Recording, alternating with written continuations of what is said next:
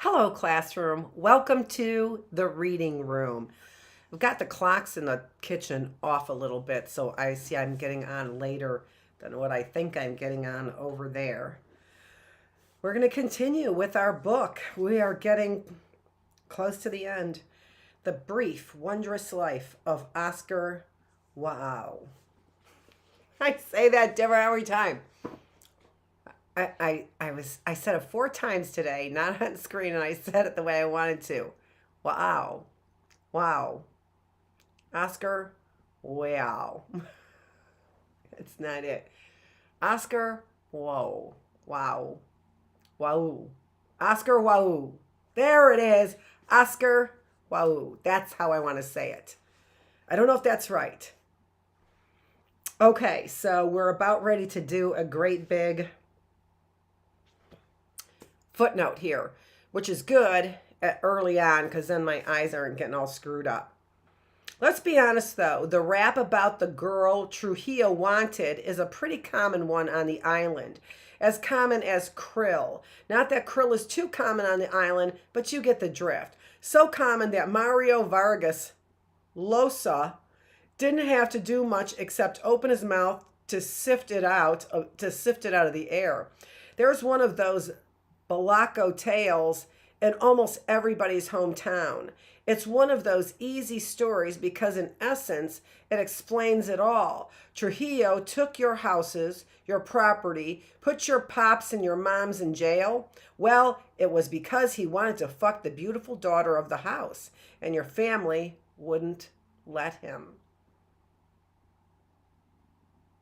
Okay, so this is, let's be honest though, the rap about the girl Trujillo wanted is a pretty common one on the island. Here's the footnote. Anacaona, also known as Golden Flower, one of the founding mothers of the New World and the most beautiful Indian in the world. The Mexicans might have their Malinche, but we Dominicans have our Anacaona. Anacaona was the wife of Caonabo, one of the 5 caciques who ruled our island at the time of the discovery. In the accounts, Bartolome de las Casas described her as a woman of great prudence and authority, very courtly and gracious in her manner of speaking and her gestures. We read a story from our literature from Bartolome de las Casas. We totally read an account that is from, what was it, North American Literature book? Is that it? I'll get it. So you can see that this is a fictional book with so much real historical significance. Other witnesses put it more succinctly. The chick was hot and it would turn out warrior brave. When the Euros started going Hannibal Lecter on the Taínos, they killed Anacaona's husband, which is another story. And like all good warrior women, she tried to rally her people, tried to resist. But the Europeans were the original Fuku, no stopping them. Massacre after massacre after massacre. Upon being captured, Anacaona tried to parley, saying, "Killing is not honorable. Neither does violence redress our honor. Let us build a bridge of love that our enemies may cross, leaving their footprints for all to see." The Spanish weren't trying to build no bridges, though. After a bogus trial, they hung brave Anacaona and Santo Domingo in the shadow of one of our first churches. The end. A common story you hear about Anacaona in the Dominican Republic is that on the eve of her execution, she was offered a chance to save herself. All she had to do was marry a Spaniard who was obsessed with her. See the trend? Trujillo wanted the Maribal sisters, and the Spaniard wanted Anacaona. Offer that choice to a contemporary island girl and see how fast she fills out that passport application. Annacona, however, tragically old school, was reported to have said, "White men kiss my hurricane ass." And that was the end of Annacona. The golden flower, one of the founding mothers of the New World and the most beautiful Indian in the world. Okay, shit really is perfect. Makes for plenty of fun reading, but there's another less known variant of the Abelard versus Trujillo narrative. The secret history that claims that Abelard didn't get in trouble because of his daughter, Coelho, or because of an imprudent joke. This version contends that he got in trouble because of a book. Cue the theremin, please. Not sure what theremin is. Sometime in 1944, so the story goes, while Abelard was still worried about whether he was in trouble with Trujillo, he started writing a book about what else? Trujillo. By 1945, there was already a tradition of ex-officials writing tell-all books about the Trujillo regime. But that apparently was not the kind of book Abelard was writing. His shit, if we are to believe the whispers, was an expose of the supernatural roots of the Trujillo regime, a book about the dark powers of the president, a book in which Abelard argued that tales the common people told about the president, that he was supernatural, that he was not human, may in some ways have been true. That is possible that it is possible that Trujillo was, if not in fact, then in principle, a creature from another world. See, all the threads. I only wish I could have read that thing. I know Oscar did too. That shit would have been one wild motherfucking ride. Alas, the grimoire in question, so the story goes, was conveniently destroyed after Abelard was arrested. No copies survive. Not his wife or his children knew about its existence either. Only one of the servants who helped him collect the folk tales on the sly, etc., etc. What can I tell you? In Santo Domingo, a story is not a story unless it casts a supernatural shadow. It was one of those fictions with a lot of disseminators but no believers. Oscar, as you might imagine, found this version of The Fall very, very attractive. Appealed to the deep structures in his nerd brain. Every time they use The Fall, it's capitalized, just like Albert Camus's. This is this is a book my husband left, right? And so is the Albert Camus book, The Fall. Oh, so strange. So strange. And so exciting. I need a drink of iced tea.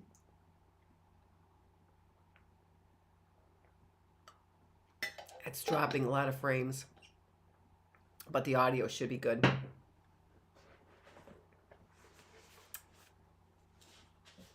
Oh, this is so good. This book. And the tea. It was one of those fictions with a lot of disseminators but no believers. Oscar, as you might imagine, found this version of The Fall very, very attractive. Appealed to the deep structures in his nerd brain. Mysterious books, a supernatural or perhaps alien dictator who had installed himself on the first island of the New World and then cut it off from everything else. Who could send a curse to destroy his enemies? That was some new age Lovecraft shit. The lost final book of Dr. Abelard Louis Cabral. I'm sure that this is nothing more than a fragment of our island's hypertrophied voodoo imagination and nothing less. The girl Trujillo wanted might be a trite as far as foundation myths go, but at least it's something you can really believe in, no? Something real. Strange, though, that when all was said and done, Trujillo never went after Jackie, even though he had Abelard in his grasp. He was known to be unpredictable, but still, it's odd, isn't it? Also strange that none of Abelard's books, not the 4 he authored or the hundreds he owned, survive. Not in an archive, not in a private collection, not a one. All of them either lost or destroyed. Every paper he had in his house was confiscated and reportedly burned. You want creepy? Not one single example of his handwriting remains. I mean, okay, Trujillo was thorough, but not one scrap of paper with his handwriting? That was more than thorough. You go to fear a motherfucker or what he's writing to do something like that. You got to fear a motherfucker or what he's writing to do something like that. But hey, it's only a story with no solid evidence, the kind of shit only a nerd could love. The sentence. We're still in chapter 5. No matter what you believe, in February 1946, Abelard was officially convicted of all charges and sentenced to 18 years. 18 years. Gaunt Abelard dragged from the courtroom before he could say a word. Socorro, immensely pregnant, had to be restrained from attacking the judge. Maybe you'll ask, why there was no, it is actually saying that. Why there was no outcry in the papers, no actions among the civil rights groups, no opposition parties rallying to the cause. Nigger, please. There were no papers, no civil rights groups, no opposition parties. There was only Trujillo. All talk about jurisprudence. Abelard's lawyer got one phone call from the Palacio and promptly dropped the appeal. It's better we say nothing, he advised Socorro. He'll live longer. Say nothing, say everything. It didn't matter. It was the fall. The 14-room house in La Vega, the luxurious apartment in Santiago, the stables in which you could comfortably billet a dozen horses, the 2 prosperous supermercados, and the string of fincas vanished in the detonation were all confiscated by the Trujillo and ended up dispersed among the Jefe and his minions, 2 of whom had been out with Abelard the night he said the bad thing. I could reveal their names, but I believe you already know one of them. He was a certain trusted neighbor, but no disappearance was more total, more ultimate than Abelard's. Losing your house and all your property was par for the course with the Trujillo, but the arrest, or if you're more into the fantastic, that book, precipitated an unprecedented downturn in the family fortune, tripped at some cosmic level a lever against the family. Call it a whole lot of bad luck, outstanding karmic debt, or something else. Fuku? Whatever it was, the shit started coming at the family something awful, and there was some people who would say it's never ever stopped. Fallout.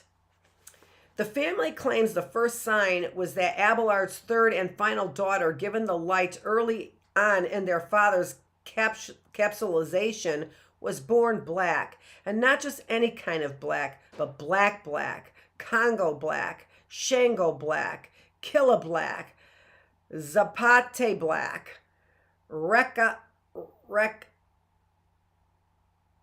black, and no amount of fancy Dominican racial legendarian was going to obscure the fact. That's the kind of culture I belong to. People took their child's black complexion as an ill omen.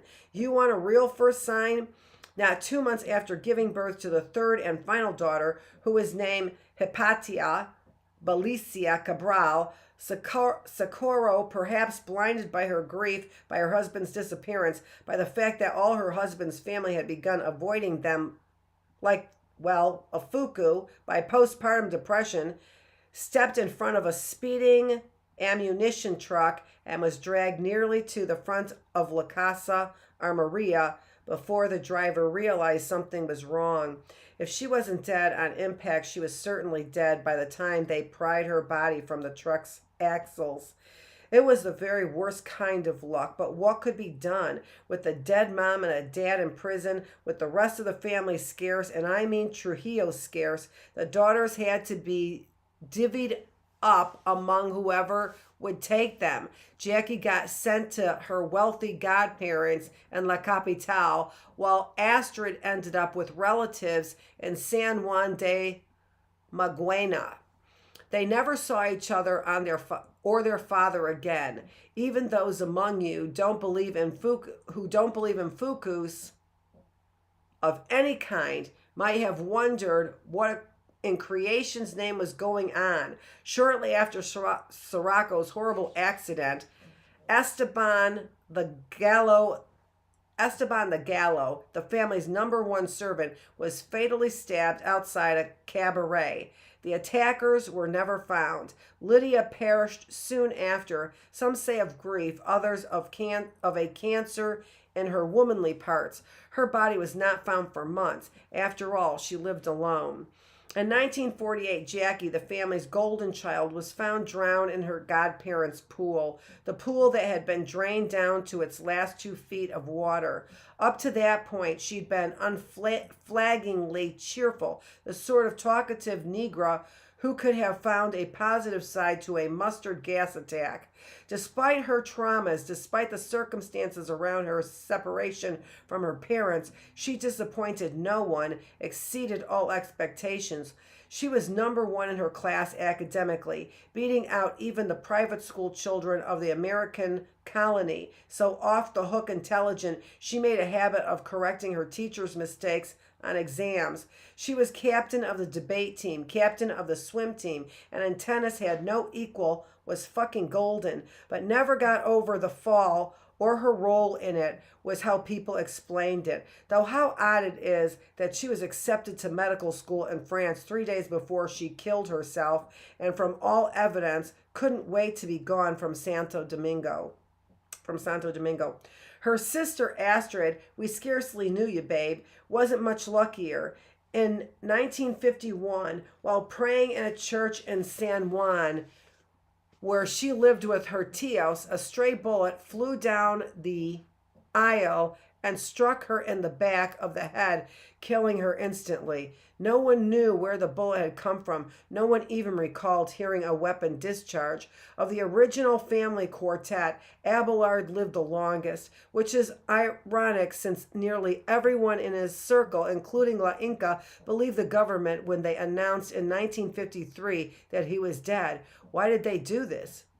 Because it was only after he died for real that it was revealed that he'd been in Nigua prison all along.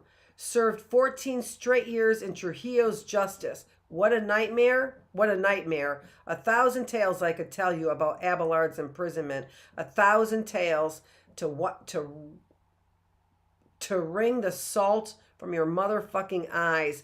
But I'm going to spare you the anguish, the torture, the loneliness, and the sickness of those 14 wasted years. Spare you, in fact, the events and leave you with only the consequences. And you should wonder rightly if I've spared you anything.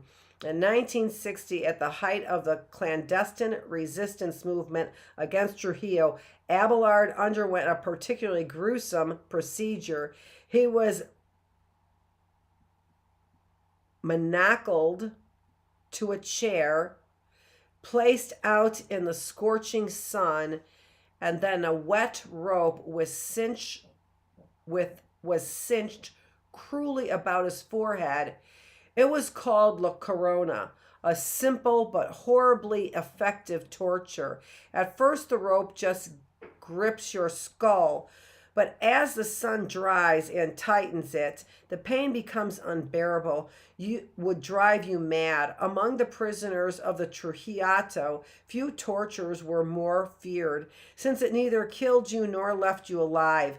Abelard survived, but it was never the same, turned him into a vegetable, the proud flame of his intellect extinguished. For the rest of his short life, he existed in an imbecilic stupor, but there were prisoners who remembered moments when he seemed almost lucid, when he would stand in the fields and stare at his hands and weep, as if recalling that there was once a time when he had been more than this.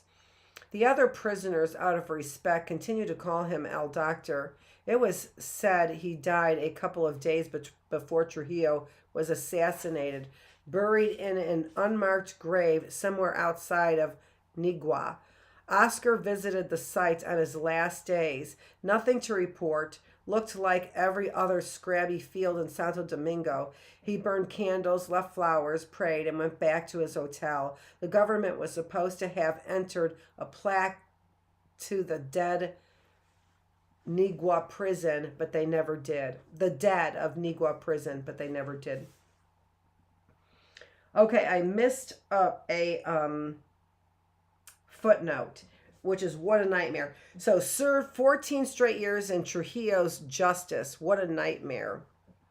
This is when he said 1,000 tales I could tell you about Abelard's imprisonment. 1,000 tales to wring the salt from your motherfucking eyes. So here's the footnote. All right, so there's a footnote there. Nigua and El Pozo de Nagua were death camps, ultimos, considered the worst prisons in the New World. Most niggers who ended up in the Nigua during the Trujillo never left alive, and those who did probably wish they hadn't. The father of one of my friends spent 8 years in Nigua for failing to show proper deference toward the Jefe's father, and he once spoke of a fellow prisoner who made the mistake of complaining to his jailers about a toothache. The guards shoved a gun in his mouth and blew his brains into orbit. I bet it don't hurt now, the guards guffawed. The one who actually committed the murder was known thereafter as El Dentista. Nigua had many famous alumni, including the writer Juan Bosch, who would go on to become exiled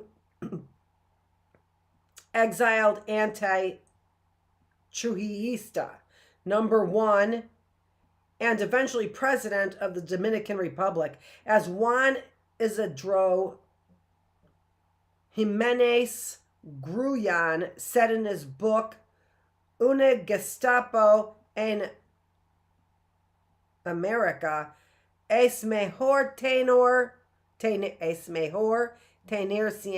niguas en un pie que un pie en Nigua.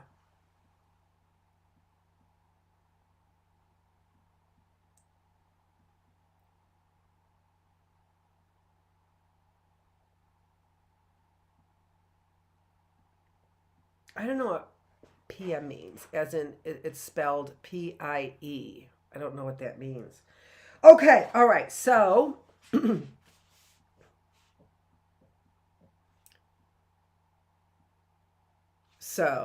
we got to the government was supposed to have erected a plaque to the dead of Nigua prison, but they never did. So the torturous rope around his head, called La Corona. How about that? So we have coronavirus and La Corona. 2 associations with Corona that they probably could, do without. Okay, my eyes are hurting me, but I actually want to continue. So let me just sort of wake my eyeballs up. The third and final daughter. What about the third and final daughter? Hypatia Belicia Cabral, who was only 2 months old when her mother died, who never met her father, who was held by her sisters only a few times before they too disappeared, who spent no time inside Casa Hutui, who was the literal child of the apocalypse. What about her? She was not as easy to place as Astrid or Jackie. She was a newborn, after all, and well, the scuttlebutt around the family has it that as she was so dark, no one on Abelard's side of the family would take her. To make matters worse, she was born bikini, underweight, sickly. She had problems crying, problems nursing, and no one outside the family wanted the dark child to live. I know it's taboo to make this accusation, but I doubt that anybody inside the family wanted her to live either. For a couple of weeks it was touch and go, and if it hadn't been for a kindly dark-skinned woman named Zoila, who gave her some of her baby's breast milk and held her for hours a day, she probably wouldn't have made it. By the end of her 4th month, the baby seemed to be staging a comeback. She was still bikini central, but she was starting to put on weight, and her crying, which before had sounded like a murmur from the grave, was growing more and more piercing. Zoila, who had become a guardian angel of sorts, stroked the baby's mottled head and declared, after 6 months, Mijita, and you'll be más fuerte que Lilis.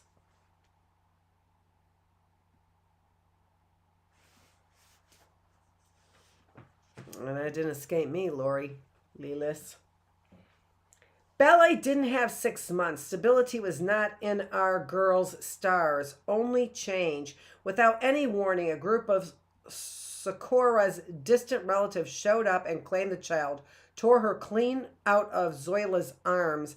The very same relatives Socorro had happily put behind her when she married Abelard. I suspect those people really actually intended to take care of the girl, hadn't actually intended to take care of the girl for any length of time, were only doing it because they expected some monetary reward from the Cabrals, and when no loot was forthcoming, the fall was total. The Brutos passed the girl on to some even more distant relatives on the outskirts of Azua. And here's where the trail gets funky. These people in Azuea, I think it's Azuea, seem to be some real whack jobs, what my mom calls savages. After only a month of caring for the unhappy infant, the moms of the family disappeared one afternoon with the baby, and when she returned to her village, the baby didn't. She told her vecinos that the baby had died. Some people believed her. Beely, after all, had been ailing for a while, the tiniest little negrita on the planet. Fuku Part 3. But most folks figured that she had sold the girl to some other family. Back then, as now, the buying and selling of children common enough. And that's exactly what happened. Like a character in one of Oscar's fantasy books, the orphan, who may or may not have been the object of a supernatural vendetta, was sold to complete strangers in another part of Azuea. Asua. That's right, she was sold. Became a criada, a Restavik. Lived anonymously among the poorest sectors on the island, never knowing who her real people were, and subsequently she was lost from sight for a long time. And now we have another footnote. I lived in Santo Domingo only until I was 9, and even I knew criadas. 2 of them lived in the callejon behind our house, and these girls were the most demolished, overworked human beings I'd known at that time. One girl, Sobeida, did all the cooking, all the cleaning, fetched all the water, and took care of 2 infants for a family of 8. And Chicky was only 7 years old. She never went to school, and if my brother's first girlfriend, Johanna, hadn't taken the time, sewn behind her people's back, to teach her the ABCs, she wouldn't have known nada. Every year I came from the States, it was the same thing. Quiet, hard-working Sorbeida would stop in for a second to say a word to my abuela and my mother, and also to watch a couple of minutes of a novella before running off to finish her next chore. My mother always brought her a gift of cash. The one time she brought her a dress, her people were wearing it the next day. I tried to talk to her, of course, Mr. Community activist, but she would skitter away from me and my stupid questions. When can you talk? What can you talk about? My mom's demanded. La Pobrecita can't even write her own name. And then when she was 15, one of the callejon idiots knocked her up, and now my mother tells me the family has got her kid working for them too, bringing in the water for his mother. Okay, that's a great place to stop. We have a new section called The Burning. Woo! This is a great book. We have read in this book 252 pages, no, 251 pages of this awesome book, The Wondrous Life of Oscar Wilde. This is Dr. Annette Feravich. Thanks for joining me here in the classroom. This is the reading room. I am your teacher. Thanks.